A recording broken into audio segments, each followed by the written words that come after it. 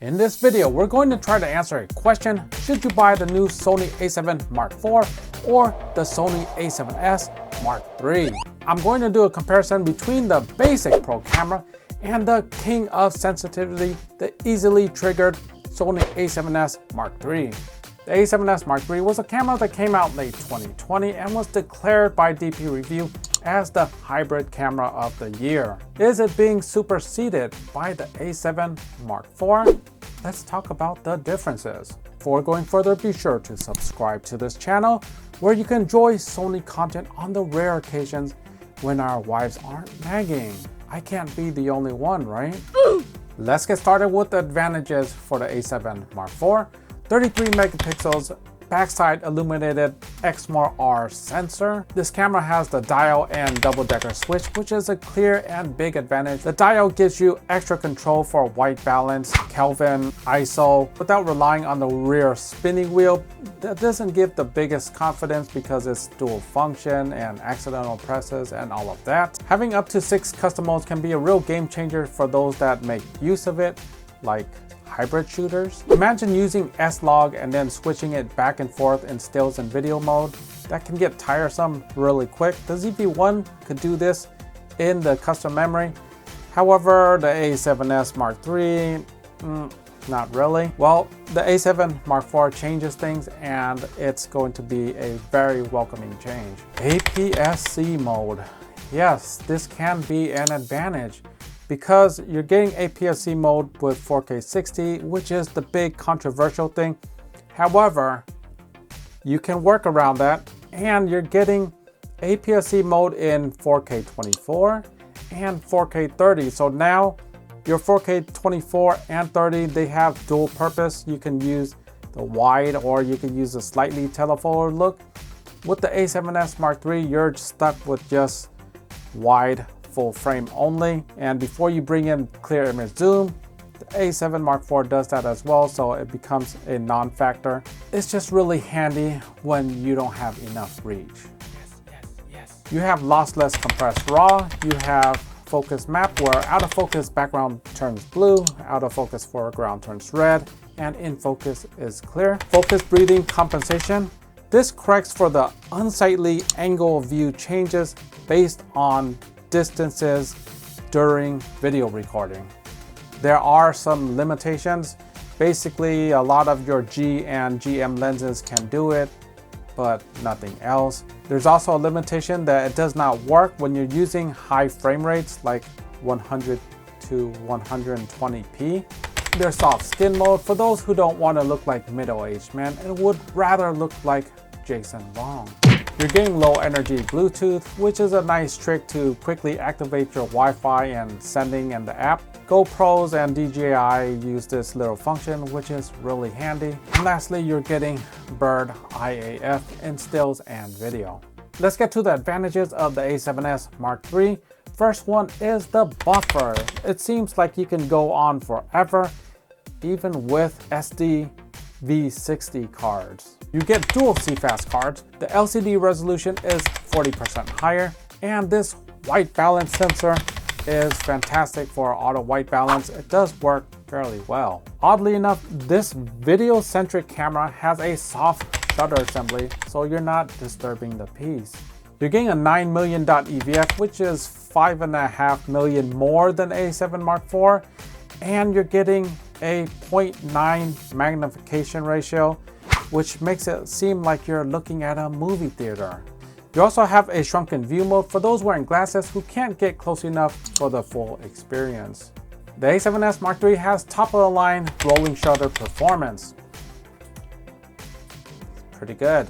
You're getting 4K 60 in full frame mode. You're getting 4K 120 in full frame mode. And that's what truly sets this camera apart. Let's talk about the similarities of these cameras. Sony Silicon, aka the Biance XR chip, which is responsible for the image processing, EVF processing, compression, noise, artifacts, video, etc. You're finally getting touch menus, and it's a joy to use. You're getting the Z battery, you're getting a fully articulating screen, 10 frames per second, dual UHS 2 cards, USB-C 3.2, and all intra recording. Let's talk about resolution. 33 versus 12 megapixels. That gives you nearly 3 times as much resolution, and it won't give you 3 times bigger prints. However, it does give you around 60% larger linear resolution. So if you're printing something 20 inches wide on the A7S Mark III, you can expect to print up to 32 inches with the same pixel density on the A7 Mark IV. That's a massive improvement. In crop mode of the A7 Mark IV, you're getting 14.5 megapixels, which is even more than the A7S Mark III has in full frame mode. However, you can't really expect to have much better quality doing prints at that size, because with the A7S Mark III, you're still getting the bigger sensor, and the bigger sensor with similar resolution will give better looking prints. You have more raw information. 33 megapixels is a somewhat high resolution.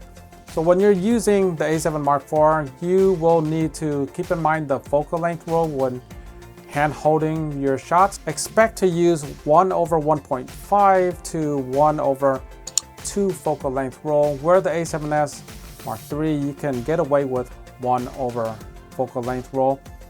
And what I mentioned that is because you're going to need higher shutter speeds, which introduces more noise, which will soften your images and rob sharpness.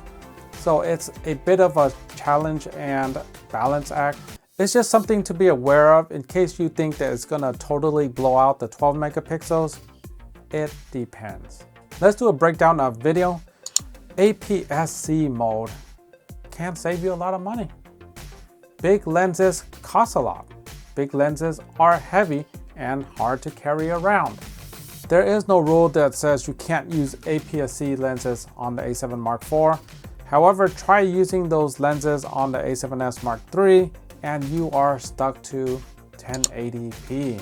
Longer focal lengths are generally the biggest offenders of weight and size, and that's one of the downsides of having a big sensor.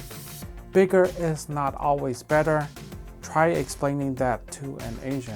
The rolling shutter on the A7S Mark III is much better. You'll be less prone to having jello effects, which is much worse than panning problems.